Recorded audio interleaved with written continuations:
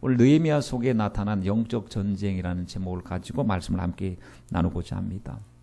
느헤미야는 포로 시대에 있었던 인물이고, 느헤미야서의 말씀에 보면은 하나님의 백성들이 다시 돌아와서 무너진 것을 다 회복하고, 성벽이 무너졌는데 성벽을 재건했을 뿐만 아니라 심령이 무너진 상태에서 심령 재건을 하는 그 과정을 보여주는데, 그 과정 속에서 영적인 흐름이 있음을 우리가 볼 수가 있습니다. 먼저 간략하게 느헤미야가 어떤 말씀인가 간략하게 한번 먼저 말씀을 함께 나누겠습니다. 포로 귀환 시대 때 느헤미야는 출세한 사람이에요. 페르시아의 그 왕궁에서 술 맡은 관원장이었다고 합니다. 술 맡은 관원장 하면 최측근에, 그러니 왕의 최측근에서 벼슬한 사람이에요. 자기 신분은 보장받은 사람이고 먹고 살 것은 완전히 해결된 사람이고 걱정이 하나도 없는 사람이라 볼 수 있습니다. 그런 그가 이제 그 동생 하나니를 만나게 되는데, 하나니가 와서 이야기를 해줄 때, 형님 지금 예루살렘의 근황을 말씀드리는데 정말 너무 가슴 아프고 비참합니다 하고 이제 얘기를 쭉 해줬습니다.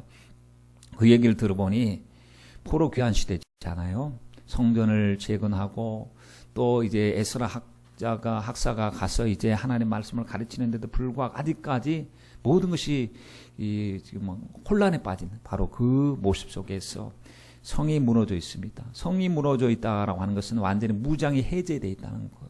대적들이 자기 안방 드나들듯이 여기저기 파짓고 다니면서 막 폭동을 하고 착취해가고 살인하고 죽이고 막 대책이 세워지지 않습니다.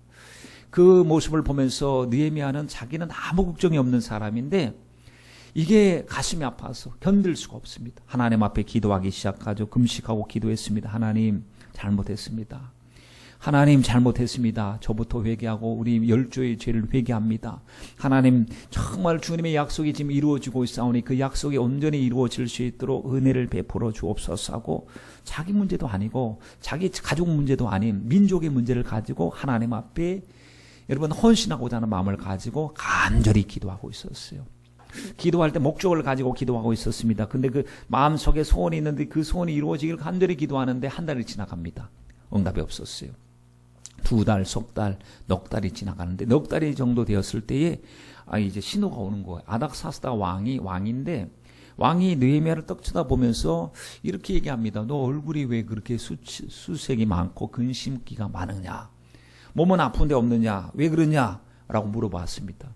여러분, 원래 왕 측근에 있는 사람 얼굴을 자꾸 살펴보게 돼요. 그 당시에는 어떤 일이 있었냐면 왕의 최측근에도 첩자들이 있어서 왕을 제거하기 위해서 매수된 사람들이 있었기 때문에 아무리 내 옆에 있는 이 측근이라 하더라도 이렇게 한번 보면서 얼굴빛이 조금 이상해지고 표정이 이상해지면 경계를 해야 된단 말이죠. 그래서 너 얼굴의 빛이 왜 그렇게 어두워졌느냐라고 수색이 있느냐 물어봤더니, 왕이시여 만세수를 하옵소서, 오래오래 사세요 왕님 하면서 오래오래 사십시오라고 하고 나서 제 조상의 10조의 묘실에 있는 그 성읍이 황폐화되어져 싸우니 제가 어찌 근심하지 아니할 수 있겠습니까? 우리 조상의 그 묘실에 있는 그 성읍이 지금 완전히 무너져가고 난리가 났는데 어찌해서 제가 마음이 편할 수가 있겠습니까? 그런데 지금까지 기도해오면서 느헤미야가 정말 조심했던 것이 무엇이냐면, 하나님, 저 왕의 마음이 지금 성을 세워가고 성전을 세워가는 일에 호의적이 아니었던 사람입니다. 굉장히 부정적이고 회방을 놓았던 바로 그 장본인이. 그런데 제가 함부로 선뜻 인간적인 이야기로 나가면 괜히 괘씸죄에 걸려서 까딱 잘못하면 자기도 목이 달아날 수가 있기 때문에 하나님께 기도할 때마다 하나님께서 저 닫힌 문을 열어 주옵소서, 하나님 왕의 마음을 감동감화시켜 주셔서 하나님께서 일하시는 것을 보게 하여 주시옵소서 하고 하나님 앞에 간절히 기도를 드리고 있었어요. 그랬더니 그래? 그러면 내가 너를 위해서 뭘 해주랴? 너무 선뜻 호의적으로 반응이 나오는 것입니다. 그때 중요했습니다. 그때 잠시 묵도를 했다고 했습니다. 묵도가 뭐냐면 여러분 묵상 기도지 않습니까? 하나님 앞에 하나님 때가 왔습니다. 제 말에 입술에 기회를 주시고 하나님 듣는 왕의 마음을 감동시켜 주옵소서 하고 제가 제 성읍에 가서 무너진 모든 것을 회복하고자 합니다.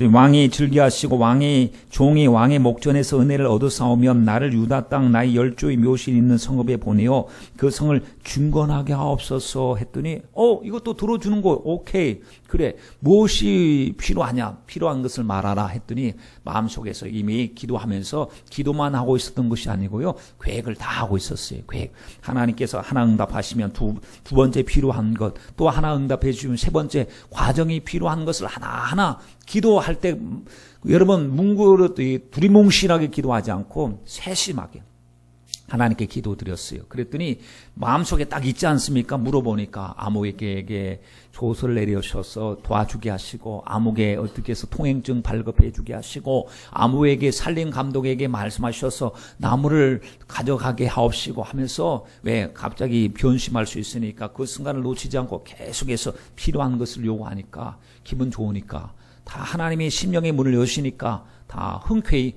허락하는 것을 볼 수가 있습니다. 우리가 여기서 깨닫는 것이 무엇이냐면, 하나님, 사람의 마음의 문을 닫고 여시는 분이 하나님이시고, 닫힌 문이 있으면 닫힌 문만 보지 마시고 하나님을 바라보고 하나님 열어달라고 기도하면 여리고성도 무너지고 문제도 해결될 줄 믿습니다. 여러분, 이제 돌아오잖아요. 올 때 그냥 오는 게 아니에요. 직함을 가지고 오는 거예요. 총리의 직함을 가지고 와서 다스리는 이 영향력 있는 사람이 되어서 오니까 대적들이 벌써 첩보를 입수를 해갔고요. 거기서 그 사람들이 성이 무너졌을 때 가장 좋아했던 사람들이 있습니다. 그 덕을 본 사람들이 있습니다.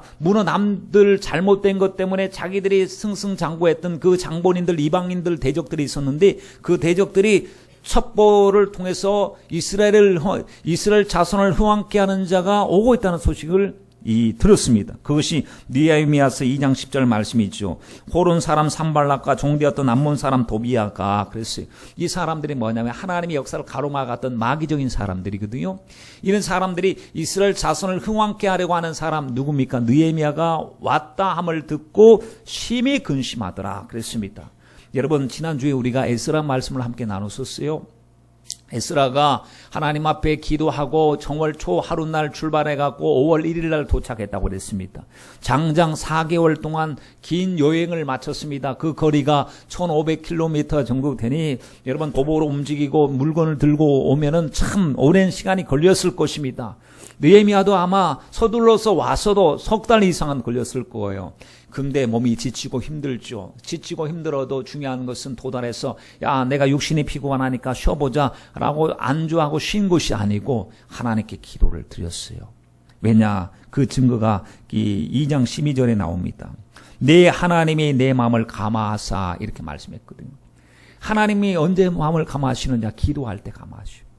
하나님 앞에 예배드리고 하나님을 의식하고 하나님을 묵상할 때 하나님은 우리 마음을 감동시켜 주시죠. 놀러 다닐 때 하나님 감화시켜 주시는 법은 없습니다. 하나님 앞에 찬송 드릴 때 하나님은 우리의 마음을 감동시켜 주실 줄 믿습니다. 여러분, 느헤미야는 어려울 때부터 기도했어요. 그리고 올 때도 기도했고요. 도착해서도 기도했어요. 일이 문제가 불거지고 위협을 받을 때마다 그가 한 행동을 보십시오. 무릎을 꿇고 하나님 앞에 기도한 것입니다. 그러니 그의 습관이 기도의 습관이었습니다. 여러분, 기도하니까 하나님께서 성령으로 감동시켜 주시고 뜻을 깨닫게 해주시는데, 주님이 감화하셔서 뭐라고 말씀하시느냐? 밤중에 몰래 일을 먼저 현장을 답사하고 오라 그랬습니다.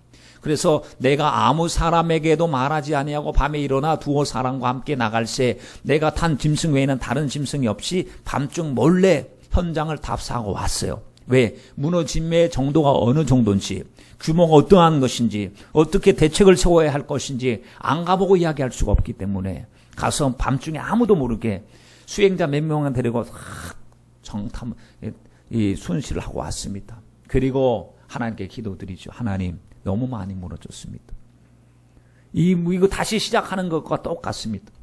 이 일을 어떻게 해야 됩니까? 그런데 하나님은 하실 것입니다 하고 믿음으로 다짐하고 기도하고 사람들을 모았어요. 그리고는 이제 설교가 시작이 되는 거예요. 지금 하나님의 그 비전을 잃어버리고 꿈을 잃어버리고 영적인 것에 무관심한 사람들이 부지기수인 그곳에 사람들을 모아놓고 이제 하나님에 대한 이야기를 하기 시작합니다. 자기 간증을 하는 겁니다. 여러분, 제가 여기 온 사연을 말씀드리겠습니다. 여차저차해서 하나님께 기도드리는데 하나님께서 길을 여시사 순적하게 해주셨어요. 하나님의 도우심 없이는 올 수가 없는데 하나님의 은혜로 왔습니다. 이곳까지 왔는데 앞으로도 하나님께서 분명히 하나님은 일을 시작하셨기 때문에 마침표를 찍을 때까지 하나님이 지켜주시고 보호해 주실 줄 믿습니다. 그 하나님이 나의 하나님만이십니까? 아닙니다. 여러분들의 하나님 맞습니다. 우리 하나님이 맞습니다. 여러분, 우리는 하나님의 이스라엘 백성들, 아브라함의 자손들 아닙니까? 지금 우리가 살아가고 있는 삶의 모든 속에 하나님의 말씀이 이루어지고 있습니다. 하나님께서 이사야에게 하신 말씀을 고레스를 통해서 이루어 주셨고 예레미야를 통해서 하신 말씀을 이루어 주고 계십니다. 우리는 말씀의 한 현장 앞에 서 있습니다. 하나님께서 우리를 통해서 말씀을 이루기를 원하시는데 우리가 거기에 대한 소망과 꿈이 없으면 안 되지 않겠습니까? 여러분, 일어나십시다. 해봅시다. 할 수 있습니다. 성을 중건합시다. 라고 했더니요, 거기에 듣던 사람들이 그 전에 느헤미야가 오기 전까지는 해보려고 하는 생각에 추호도 없었던 사람들, 영적인 생각이라고는 틀꼽만치도 없었던 사람들입니다. 그냥 체념하면서 현실에 적응하면서 당하면 당하는 대로 살았던 사람들이, 그런 사람들이 하나님의 말씀 앞에서 생각이 살아나기 시작하는데, 맞아, 하나님은 우리 하나님이시잖아. 우리가 왜 이렇게 당하고 살았지? 우리가 너무나도 무지하게 살았구나 하고 생각이 살아나기 시작했다는 사실입니다. 여러분, 그래서 해보자 하는 사람들이 일어나서 느헤미야 혼자서 하는 것이 아니고 더불어서 같이 하기 시작했어요. 같이. 자기도 느헤미야가 야, 나 혼자 다 할 테니까 구경만 하라 라고 하는 것이 아니고, 여러분의 도움이 필요합니다. 우리 모두 합심해서 일을 해야 됩니다 하고, 여러분 느헤미야서 3장에 보니까 아무개는 어디를 맡아주시고 아무개는 어디를 맡아주시고 하고 아주 구획 정리를 잘해가지고 여러분 그 인정을 했거든요. 이 일은 우리 누구를 위한 일이 아니라 우리 가족과 나를 위한 일입니다 하고 했더니요, 사람들이 굉장히 이 분명한 목적의식을 가지고 일을 같이 동참을 하게 되었어요. 그런데 그 주변에 있었던 대적들 있잖아요. 아까 읽었던 산발랏, 도비야, 게셈이라고 하는 사람들이 가만히 안 내버렸대요. 그 일을 방해하기 위해서 얼마나 혈안이 되었는지 협박도 하죠. 얼레죠. 조롱도 하죠. 살해 위협도 하죠. 별의별 행동을 다 했어요. 그러나 그 소리에 듣지 않았어요. 하나님의 목소리만 들었지 잘못된 세상적인 소리를 듣지 않고 어려울 때마다 기도하고 오직 목적을 바라보고 끝까지 했더니 52일 만에 성벽이 재건되었다. 이게 느헤미야의 얘기. 그리고 재건된 성벽 속에 성벽만 재건되는 것이 아니고 심령이 텅텅 비어있으니 마음 심령 속에 하나님의 말씀으로 채우자, 하나님의 뜻대로 살자라고 하는 것이 느헤미야의 말씀인 것입니다. 여러분, 우리가 느헤미야를 통해서 영적인 전쟁을 우리가 확인해야 되는 것은 눈에 보이는 것이 전부가 아니고 보이지 않는 영적인 세계가 있고 영적인 도전이 있다는 사실을 분명히 말씀을 하고 있기 때문에 그렇습니다. 지금 이슬람의 문제도 그렇습니다. IS 문제도 그렇습니다. 영적인 관점에서 우리가 접근을 하고 주님의 때가 가까움을 우리가 분별해야 되지요. 어떤 사람들은 보이는 것만 믿는다는 사람들이 있습니다. 여러분, 바람을 보셨나요? 바람이 어디서 와서 어떻게 가는지 바람은 보이지 않아요. 왜냐하면 바람이 불어도 색깔이, 근데 이제 낙엽이 날리고 가지가 꺾이고 그러면 바람이 부는구나 이렇게 생각합니다. 여러분, 공기가 손에 잡히시나요? 손에 안 잡혀요. 잡은 듯처럼 보이지만 누우면은 아무것도 없고. 전파가 보이시나요? 전파가 여기서도 아마 수도 없는 많은 전파가 주파수 각각의 주파수를 통해서 날아다니고 있을 거예요. 그런데 그 전파가 우리는 눈으로 볼 수가 없어요. 그러나 정확한 것은 전파도 있고 바람도 있고 공기도 있고 보이지 않는 것도 있다는 사실입니다. 여러분, 나는 보는 것만 믿는다 하는 사람은 가장 우둔한 사람이에요. 고린도후서 4장 18절 말씀에 우리의 돌아보는 것은 보이는 것이 아니요 보이지 않는 것이니 보이는 것은 잠깐이요 보이지 않는 것은 영원한 것이, 두 가지가 있습니다. 보이는 것과 보이지 않는 것이 있어요. 고린도후서 4장 16절 말씀에 보면 그러므로 우리가 낙심하지 아니하노니 겉사람은 후피하나 우리 속은 날로 새롭도다. 사람도 두 사람이 있습니다. 겉사람이 있고 속사람이 있습니다. 그리고 골로새서 3장 1절 이하의 말씀에 보면 그러므로 너희가 그리스도와 함께 다시 살리심을 받았으면 위의 것을 찾으라 그랬습니다. 거기는 그리스도께서 하나님 우편에 앉아 계시는 그것이 위의 것이에요. 위의 것이 있고 땅의 것이 있어요. 여러분, 이렇게 보이는 것은 땅의 것, 보이는 것은 겉사람, 보이지 않는 것은 위의 것, 보이지 않는 것은 속사람. 그러니까 보이는 것이 영원한 것이 아니고 보이지 않는 것이 영원한 것인데, 여러분, 영적인 것도 그렇습니다. 지금 또 싸움이 있는데 치열한 생존 싸움이 있잖아요. 입시 전쟁, 취업 전쟁, 이런 싸움들이 있습니다. 먹고 살기 위한 전쟁들이 있습니다. 그런데 진짜 전쟁이 무엇이냐? 보이지 않는 영적 전쟁이 지금 또 치열하게 일어나고 있다라는 사실입니다. 여러분, 지금 성령의 역사와 마귀의 역사를 우리가 분별할 수 있는 영분별의 은사가 정말 필요한 시대 속에서 살아가고 있습니다. 표면만 보지 마시고 그 속에 있는 이면에 숨겨진 내용을 우리가 살펴봐야 될 줄 믿습니다. 느헤미야 속에 나타난 영적인 모습은 이와 같습니다. 첫째, 하나님의 백성들의 무지와 무관심, 무기력함에 빠져있는 모습을 보게 되죠. 약속이 이루어지고 있는데 이루어지고 있는 약속이 그들의 약속이 되질 않습니다. 하나님께서 일하고 계신데 그들은 낭망에 빠져서 지금 회복하기 위해서 주님이 포로 귀환 시대를 맞이해서 다 하나님의 성전들 세우시고 아버지의 거룩한 일이 시작하기를 주님께서 환경을 조성하시고 일하시는데 거기에 살고 있는 당사자들은 아예 움직이질 않고 있다는 사실이에요. 여러분, 지난번에 우리가 지난주에 에스라서의 말씀을 통해서 하나님께서 에스라에게 은혜를 베푸실 때 아닥사스다 왕이 조서를 내렸다 그랬습니다. 조서를 내려서 뜻이 있는 자는 다 돌아가라, 이렇게. 바벨론에 살고 있는 유대인들이요, 뜻이 있으면 다 니네들이 원하는 고토로 돌아갈 수 있다 했는데 문제는 뜻이 없는 게 문제였다. 돌아가라고 해도 돌아갈 마음이 없는 것이 문제였어요. 왜? 여기가 좋사오니, 여기가 좋으니까요. 아니, 내가 여기서, 왜냐면 육적인 것을 봐서는 거기가 그래도 살만한 곳이고 이미 잔뼈가 굵고 뿌리를 내리는 곳이기 때문에 살만한 곳이지만 영적으로 봤을 때는 여러분 약속의 땅으로 돌아가야 합니다. 요셉도 자기의 시신을 하나님이 묻히면서 내 해골을 메고 아버지 약속하신 땅으로 올라가라고까지 말씀을 했는데, 여러분 정말로 우리는 그러니까 지금 하나님이 허락해줘도 움직이지 않는 사람들이 있습니다. 눈에 보이는 것 그 전체를 보고 그것만 보고 있기 때문에. 그래서 무지와 무관심이 얼마나 무서운가. 그 예루살렘이라고 하는 약속의 그 현장 앞에서도 무너진 것을 보고도 세울 생각을 안 해요. 우리 가정에 예배가 무너져 있는데도 기도를 회복할 생각도 안 하고, 말씀이 무너지고 말씀의 주권이 무너졌는데도 하나님 앞에 회개할 생각도 안 하고, 이게 영적인 무지요, 무관심이요, 무기력인 줄 믿습니다. 둘째 보세요. 마귀는 하나님의 백성들이 하나님의 감동을 받고 영적 일을 시작할 때 드디어 방해 공작을 시작합니다. 불안, 두려움, 낙심, 좌절, 그리고 협박을 넘어서 실제적인 공격 위협을 가하는 모습 속에서 야, 영적으로 우리가 하려고 하면 공격당하는구나. 세 번째, 대적들은 열심히 하는 사람을 조롱합니다. 충성하는 사람 조롱합니다.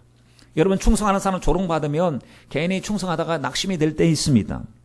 그때 거짓말로 유언비어를 만들어서 혼란에 빠뜨리는 것이 이게 마귀 역사였어요.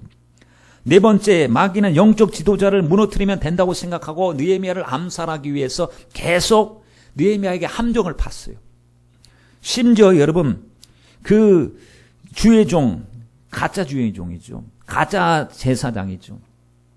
예언하는 것처럼 해가지고 속임수를 했습니다. 하나님이 감동도 안 줬는데 하나님께서 이렇게 하라고 했다. 근데 기본적으로 분별하기는 그건 하나님의 뜻이 아니었어. 그래서 느헤미야가 딱 거절했어요. 아무리 그래도 성소에 들어가서 내가 피치는 못한다. 성소는 제사장 아닌 사람은 못 들어가지 않느냐. 급하다고 성소에 들어가면 안 되지 않느냐. 그렇게 느헤미야의 영적인 지도력을 실출시키기 위해서요, 여러분 얼마나 여기저기서 공격이 들어왔던지요. 다섯째, 마귀는 자기를 추종하는 세력을 곳곳에 숨겨놓고 내부의 적을 숨겨놓았어요. 아군 같은데 아군이 아니었어요. 적군이었어요. 아군 이 옆에서 바로 가장 측근에서 적들과 내통을 하고 있었어요. 여러분 무섭지 않습니까? 여섯 번째, 마귀는 우리가 한번 결심하고 다짐했다고 포기하는 것이 아니고 방심하는 순간에 회개하고 결심했어요. 분명히 주님의 뜻대로 살겠다고 결단 내렸습니다. 그런데 나중에 보니까 옛날로 돌아가 있어요. 그것이 무섭습니다. 여러분, 선줄로 생각하는 자는 넘어질까 조심하라 라고 말했습니다. 오늘 첫째 말씀, 마귀가 하는 일은 우리가 영적인 일에 대해 무관심을 갖게 한다는 말씀을 좀 더 집중적으로 생각해 보고자 합니다. 여러분, 사실은 이게 가장 심각한 문제입니다. 관심이 없거든요. 아니, 교회 안에서도 관심이 없어요. 성도인데도 하나님 말씀에, 하나님의 뜻에도, 영적인 실체에 대해서도, 하나님이 주신 약속에 대한 소망에 대해서도, 하나님이 내 것으로 주셨는데 내가 어떤 걸 가지고 있는지 그것도 모르고 관심이 없습니다. 여러분, 하나님은 영이시고 우리도 영적인 존재 맞죠. 하나님은 우리를 영적인 존재로 예배하는 예배자로 하나님이 만드셨어요. 하나님 만드실 때 보면은 말씀으로 세상을 만드셨다 했습니다. 말씀은 4차원적인 영적인 말씀이에요. 그런데 만드실 때는 3차원 세상을 만드셨어요. 눈에 보이는 세상. 근데 눈에 보이는 세상은 눈에 보이는 것에 의해서 움직이는 것이 아니고 보이지 않는 하나님의 말씀에 의해서 움직이게 되는 것이 이 현실 세계입니다. 우리가 이걸 모르고 있거든요, 지금. 그래서 보면은 우리가 예수님께서 기도를 하라고 가르쳐 주셨을 때 하늘에서 뜻이 이루어진 것처럼 땅에서 뜻이 이루어지다라고 했습니다. 여러분, 영에 의해서 움직이고 영의 흐름에서 움직이고 어떤 영을 받아들이냐에 따라서 그 사람의 결과가 나타나는 것입니다. 영은 두 가지입니다. 세상의 영이 있고 하나님의 영이 있습니다. 여러분, 두 중에 분명히 사람들은 영의 영향을 받을 수밖에 없고 그 영에 속한 자로서 살 수밖에 없어요. 그거를 나는 어느 영에 속했느냐? 성령께서 말씀하신 성령 충만함을 받아라, 성령을 쫓아 행하라 라고 계속해서 술 취하지 말라, 이는 방탕한 것이니 오직 성령의 충만함을 받으라. 우리가 옛날에 세상 영을 받았던 사람이에요. 마귀에게 사로잡혀서 쫓겨다니고 억압당했던 사람인데 예수님께서 성령을 보내주셔서 하나님의 자녀로 삼아주시고 하늘나라의 소망을, 유업을 잇는 하나님의 상속자로 세워주신 줄 믿습니다. 근데 내가 어느 영에 의해서 지금 움직이고 있느냐 관심 전혀 없는 사람이 여러분 교회 안에서도 부지기수인 것 같습니다. 관심도 없고요, 알려고도 하지 않아요. 성령께서는 계속해서 마귀를 대적하라, 회개하라 해도 관심도 없어요. 그러니 마귀 입장에서는 영적인 존재가 활동을 하는데 자기를 부인하고 자기를 변호하고 자기를 두둔하고, 야 그게 뭐 마귀 역사냐, 그게 뭐 귀신의 역사냐 하는데, 하는 예수님께서는 귀신을 멸하시고 귀신을 쫓아내기 위해서 오신 예수님께서 우리에게 깨어라 근신하라 말씀하셔도 주님 말씀을 안 듣고 세속에 미혹된 그 과학의 소리, 인본주의 소리, 합리적인 소리처럼 포장된 그런 세속의 소리를 들어가면서 교회 안에서도 목사님 무슨 교회 안에서 마귀 이야기합니까? 무슨 죄 이야기합니까?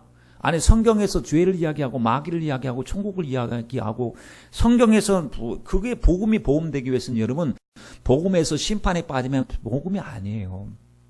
왜 그러냐 하면 복음은요, 우리가 망하게 되었도다. 우리는 정말 영적으로 이제 소망이 없는 사람이었다. 죄의 삭은 사망인데 사망에 매여 종로로 타고 사는데 우리가 어떻게 사느냐? 예수님께서 오셔서 죄의 값을 십자가로서 지불해 주셨기 때문에 우리가 죽어야 되는데 다시 살고 망해야 되는데 흥하게 되었다. 그래서 복된 소식, 이게 복음이에요.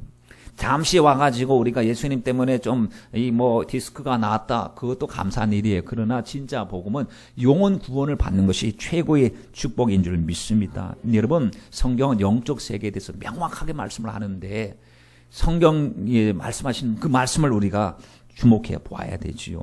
보세요. 죄의 삭은 사망이죠. 그렇죠? 인간이 죄를 짓고 하나님의 영광에서 떠났어요. 태어남에서부터 이제는 하나님의 영광에 도달할 자가 전혀 없게 되었습니다. 의인은 없나니 하나도 없습니다. 근데 마귀는 뭘 가지고 무기를 삼느냐면 사망 권세를 가지고 무기를 삼는다 그랬습니다. 그래서 히브리서의 말씀에 보면은 사망의 세력을 잡은 자 그랬어요. 마귀는 뭐 하는 자냐? 사망의 세력을 잡은 자. 요한일서 3장에는 마귀를 어떻게 하냐? 마귀는 죄를 짓게 하는 자. 그리고 죄를 짓는 자는 마귀에게 속하나니 하나님의 아들이 나타나시는 것은 마귀를 멸하려 하심이니라. 예수님께서 나타나신 것은 귀신의 일을 멸하고 마귀를 멸하기 위해서, 사망의 문제를 해결하기 위해서 오셨어요. 그래서 누가복음 4장 말씀에 보면 예수님께서 회당에 들어가셔서 말씀하실 때 이제 이사야 선지자를 통해서 예언한 말씀, 예수님 오시면 눈먼 자가 다시 보게 되고, 그리고 귀머거리가 듣게 되고, 소경이 이제 보게 되고, 그리고 눌린 자, 잡힌 자, 갇힌 자가 자유케 되는 이 은혜의 복음, 주의 은혜의 해를 전파하기 위해서 주님께서 오셨다라고 했어요. 그래서 예수님은 십자가의 결박으로 주님이 대신 대속하시고 십자가에서 죽으실 때 이렇게 말씀하셨죠. 다 이루었다고. 다 이루었다. 그 순간에 하나님께 나가는 길이 열렸어요. 닫혔던 문이 열렸어요. 오직 예수의 피로 열렸어요. 그래서 은혜 보좌 앞에 우리가 그 피를 의지해서 담대하게 나갈 수가 있게 됐어요. 이제는 죄의 삭은 사망인데 예수는 사망 권세를 깨뜨려 버리셨어요. 십자가의 권세, 부활의 능력으로 사망 권세를 깨뜨리시니까 고린도전서 15장에 바울이 뭐라고 고백했습니까? 사망아, 너희 쏘는 것 어디 있느냐? 사망아, 너희 권세가 어디 있느냐? 라고 하면서 사망을 조롱했어요. 오직 그리스도 예수 안에 있는 자에게는 결코 정죄함이 없나니 이제 생명의 성령의 법이 죄와 사망의 법에서 우리를 자유케 하였다라고 이야기했어요. 주님이 오셔서 모든 걸 자유케 해주셨는데 아직까지 예수 믿지 않고 아직까지 교회 안에서도 예수님에 대한 십자가의 사랑을 모르는 사람은 여전히 포로, 여전히 노예, 죄의 노예, 음란의 노예, 세상의 노예, 여러분 마약의 노예, 술의 노예, 악한 것에 노예로 지금 끌려있는 사람들이 얼마나 많은지요. 근데 자기들이 노예인 줄 모르죠. 그렇게 지금 이 악한 사망 권세를 잡고 있는 귀신들에게 사로잡혀 있는 것을 몰라요. 영적인데 관심이 없고 거기에 대한 지식이 없어요. 오로지 관심은 눈에 보이는 거.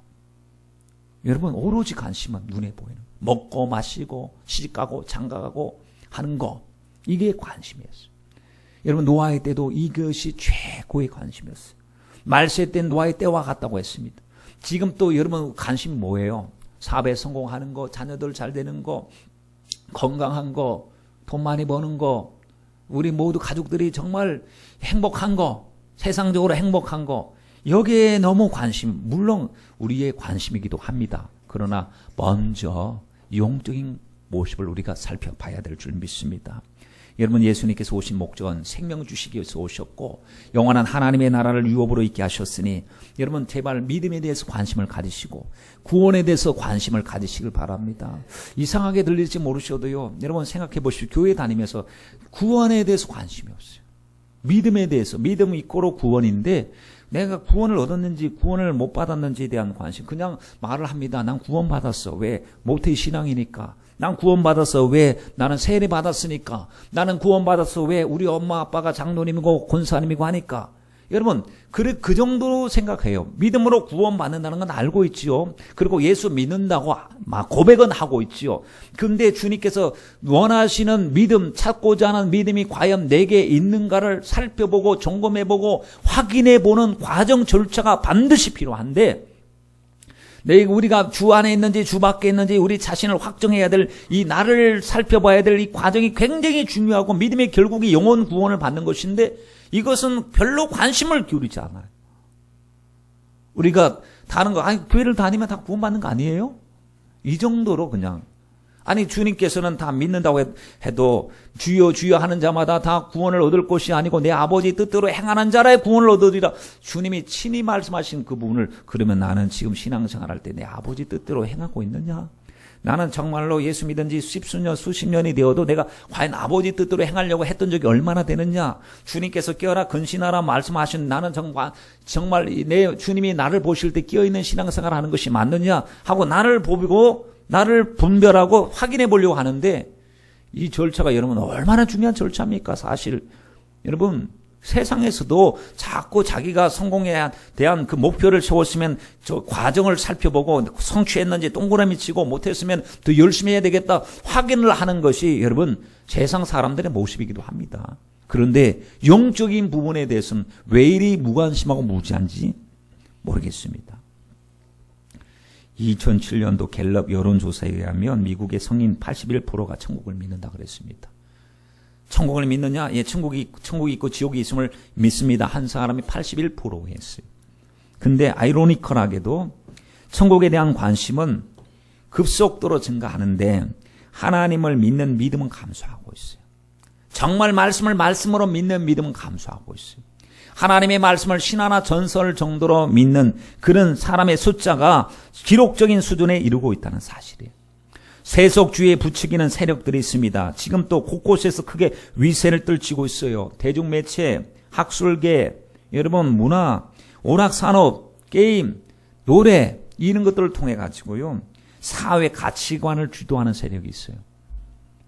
여러분 사회에 공유하고 있는 가치관이 인본주의 가치관이 형성되면요. 그 생각이 주류를 이루고 있고 그 속에서 신본주의로 살려고 하는 것이 얼마나 힘든지 여러분 아시지 않습니까?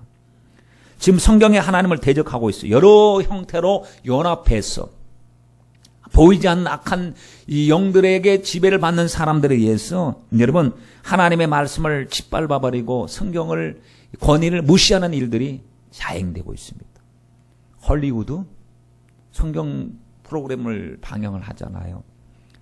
요즘에도 보니까 노아, 엑소도스, 선 오브 갓 뭐 이런 것들을 보면서 야, 헐리우드 영화에서도 하나님에 대해서 이야기하는 것 같다. 근데 여러분 90%가 맞는데 10%가 틀리면 어떻게 될까요? 95% 맞는데 5%를 틀린 것을 자꾸 암시하고 그걸 쇠뇌시키면 어떻게 될까요? 여러분, 그 들어보니까 다 맞는 것 같은데요? 아니에요. 틀린 부분이 있단 말이에요. 성경하고 틀린 부분. 그 틀린 부분을 주목해 봐야 된다는 사실이에요. 항상 그렇습니다. 다 완전히 틀린 건 아닙니다. 변절시키고 혼란하고 혼미있게 하는 그런 세력들도 보면은 다 틀린 게 아닙니다. 들어보면 맞는 말도 많아요. 근데 아주 결정적으로 본질적인 부분에서 틀린 부분이 그게 틀린 거예요. 그래서 여러분 우리가 영적 분별력을 갖는다는 것이 얼마나 필요한지요. 여러분 지금 우리가 남북이 대치하고 있는 상황 속에서 비무장지대 말이에요. 비무장지대에 들어갈 때 군인들이 들어가지 않습니까? 비무장지대에 들어갈 때 거기는 무장이 안 돼 있어요. 적을 만날 수도 있어요. 주위에도 많아요. 그러니까 남북이 대치하고 있는 상황 속에서 비무장지대에 갈 때 저기 무슨 공원 가듯이 그냥 아무 걱정 없이 그냥 아무 데나 밟고 돌아다니겠습니까? 못 그럽니다.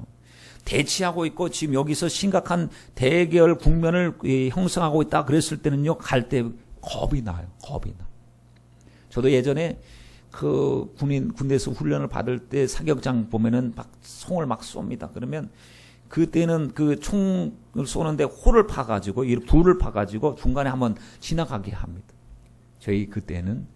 지나가게 하면은 총소리가 막 총알이 막 위로 막 올라가는 거. 근데 얼마나 깊게 파냐면 한 요 정도로 봤어요. 요 정도로. 그러니까 총알이 곡사포가 아닌 이상은 절대로 총알이 떨어지지 않아요. 총알이 이렇게 하다가 확 떨어지지 않는 한 절대로 총알 맞을 일이 없어요. 총알이 이렇게 슉슉 넘어가요. 근데 제가 어떻게 건너가는지 아십니까? 완전히 포복하듯이. 가니까 총소리는 들리죠. 중앙에 한번 들어가게 하는데, 이거 긴장이 되죠. 분명히 총알이 떨어질 일은 없지만, 긴장이 100배입니다. 긴장 100배. 여러분, 근데 마귀가 우는 사자같이 두루다니며 삼킬자를 찾고 있다고 하는데도 성도들이 무관심해요. 영적으로 끼어있어 긴장하지 않고 있다는 이 사실 얼마나 모순입니까? 얼마나 모순이에요, 여러분. 에베소서 6장 10절 말씀에 너희가 그 힘의 능력으로 강건해지고, 여러분 주님이 주신 그 성령의 능력으로 강건해지고 속사람도 강건해져야 됩니다. 그러나 우리가 싸우기 위해서는 적을 알아야 됩니다. 여러분 보십시오. 삼손이 적을 몰랐어요. 그 여자 드릴라가 적인 줄 몰랐단 말이에요. 그러니까 완전히 옆에서 막 이렇게 살살거리고 사랑한다고 하고 사탕발림 얘기하고 막 그럴 때 적인 줄 몰라서 적이라고 했다면 그렇게 무방비로 넘어가지 않았을 거예요. 적을 분별하지 못하니까 술술 자기 약점까지 다 얘기했잖아. 나중에 잠 깨서 보니까 빠박이가 됐어요. 바짝 깎아버렸어요. 적인 줄 모르니까 두 눈이 뽑혔어요. 여러분 우리가 영적인 전쟁을 할 때 우리가 삼손이 힘이 없어서 당한 거 아닙니다. 천하장사였어요. 그런데 적을 모르니까 무장을 해제해버렸어요. 여러분 그 힘의 능력으로 우리 강건해지는데 우리가 아무리 혼자 강해도 적을 모르면 소용없지 않겠습니까? 마귀가 어떻게 역사하는지, 믿음이 어떻게 타락하는지, 어떻게 내 신앙생활을 방해하는지, 어떻게 영적 생활을 못하게 하고 있는지 철저히 알고 여러분 쫓아내야 될 줄 믿습니다. 여러분 교회는 죄를 얘기해야 됩니다. 심판을 이야기해야 됩니다. 그리고 십자가를 붙잡아야 됩니다. 천국을 사모해야 될 줄 믿습니다. 국민일보에 어떤 70세 이상 되신 나이 많으신 집사님이 문의를 해왔어요. 뭐냐면 목사님 궁금해서 묻습니다. 제 나이가 70이 넘었는데요. 은퇴한 집사입니다. 제가 다니는 교회는 감리교 소속이고요. 목사님은 10년째 목회를 하고 계셔요. 그런데 회개와 천국과 지옥에 대한 설교를 하지 않습니다. 왜 그런지 아쉽고 궁금합니다. 성도가 아쉽고 궁금했어. 그 목사님한테 목사님 왜 천국과 지옥, 회개와 죄에 대해 설교 안 하세요? 라고 차마 말을 못하고 지면을 빌어서 물어봤어요. 그때 목사님이 아주 핵심적인 것, 그 목사 못됐다 잘됐다 그 얘기보다도 본질을 얘기했어요. 본질만 딱 들으면 알아요. 회개란 거듭남의 전제 조건이요, 구원의 전제 조건입니다.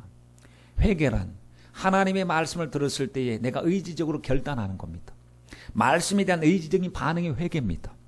그러니 하나님 말씀을 받을 때 성령으로 회개하고, 진정한 회개는 성령 없이 회개하지 않고 성령으로 회개하는 것입니다. 성령의 역사가 아니고는 회개가 불가능합니다. 그런데 요즘 교인들은 잘못을 고쳐라, 회개하라, 바르게 살아라는 등의 이언자적인 설교를 싫어합니다.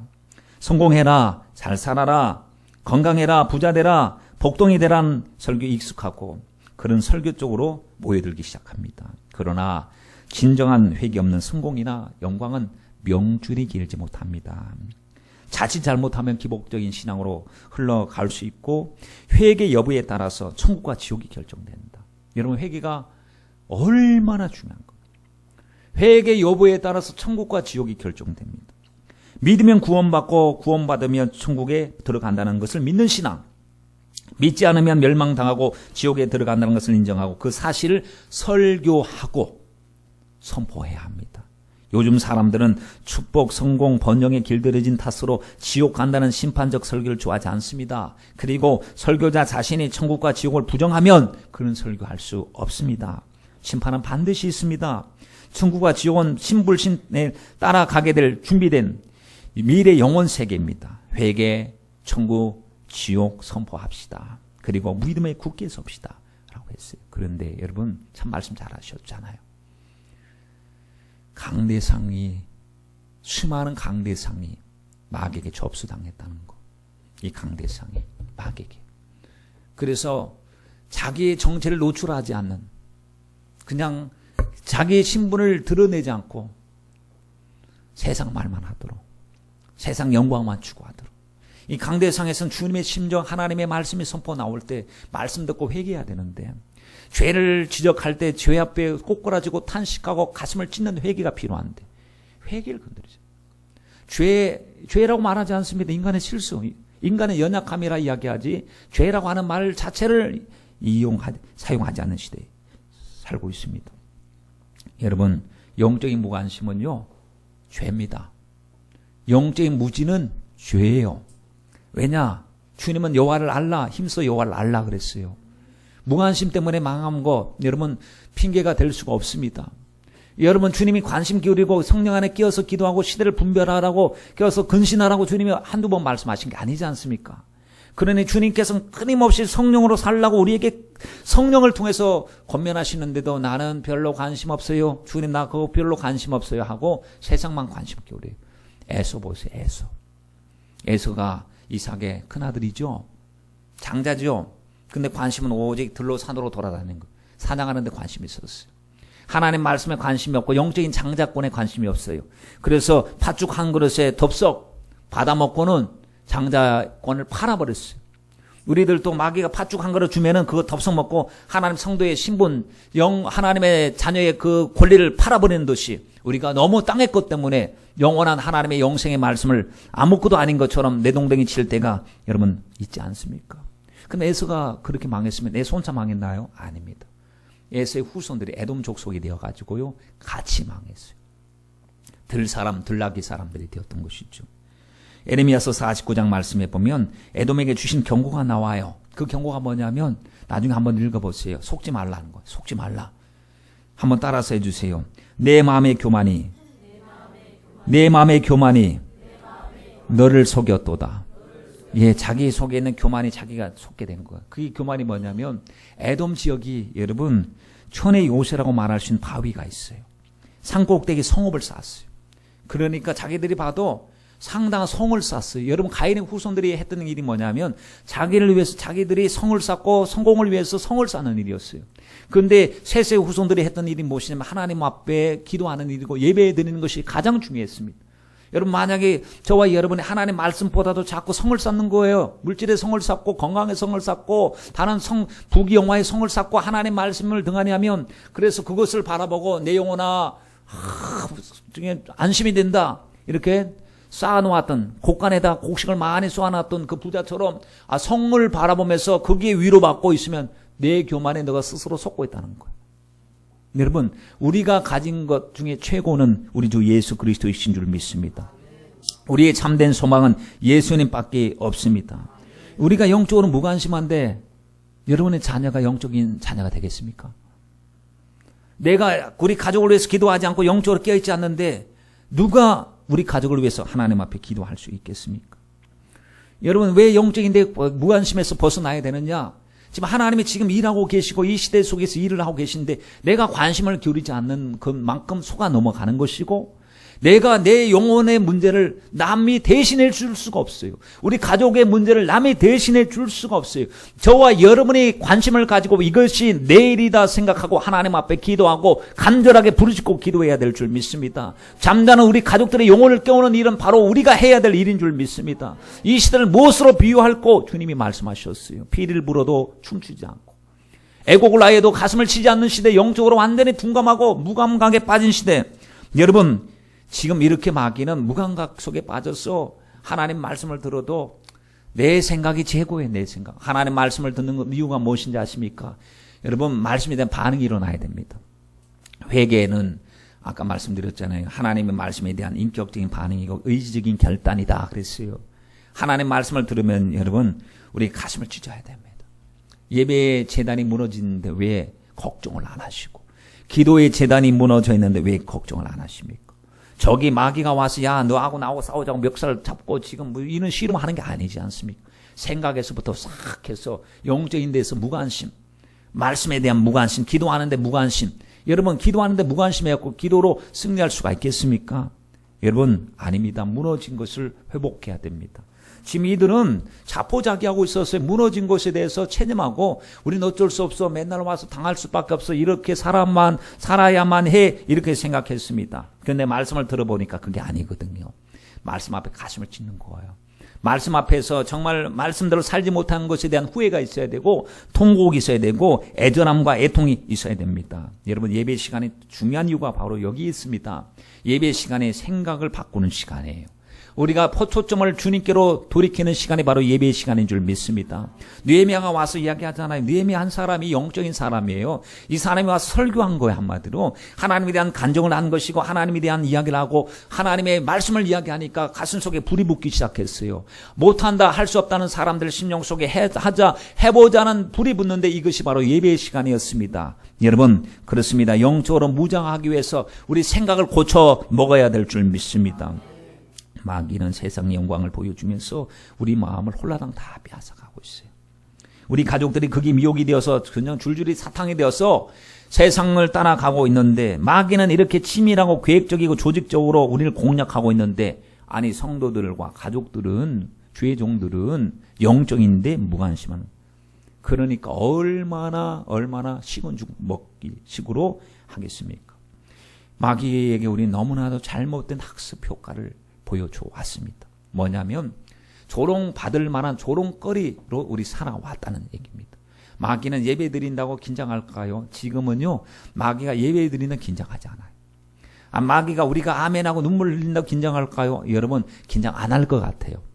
왜냐하면 옛날로 그렇게 하고 나서 옛모습으로 돌아간 것이 굉장히 많기 때문에. 나 이제 주님의 새 생명 얻은 몸, 옛것은 지나고 새 사람이로다 하는데, 이제는 이전 것 값없다 해야 되는데, 우리가 맨날 하나님 앞에 주님 뜻대로 살겠다고 해놓고도 이전에 줬던 것 지금 또 값있다 못 버리고 있으니까 참 마귀가 그래 해, 예배 드려, 기도 드려, 나는 좀 기다릴게, 니네들 돌아올 거야 하고 기다리고 있으면, 아니 마귀의 기대에 부응해가지고요 돌아온단 말이에요.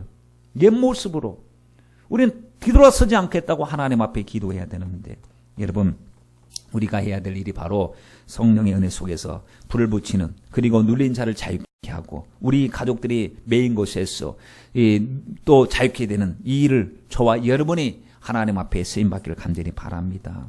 여러분, 다시 한번 17절, 19절, 17절에서 19절 말씀을 한번 보세요. 말씀 자체를, 후에 저에게 이르기를 우리의 당한 공경은, 자 봐라, 우리가 이렇게 당하고 있다. 우리의 당한 공경은 너희도 눈으로 보지 않느냐? 목도 한 봐라. 예루살렘이 황무하고, 약속이죠. 하나님이 약속을 이루는 그곳이 황무하고 성문이 불타버렸고, 자, 예루살렘 성을 중건하여 다시 수치받지 말자.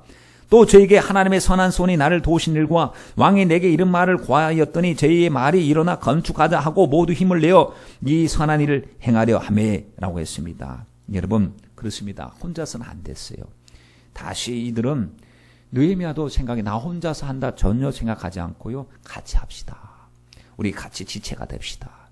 유기적으로 서로 연결하여 상합하여 연락하여 같이 하나님의 일을 이루어 갑시다.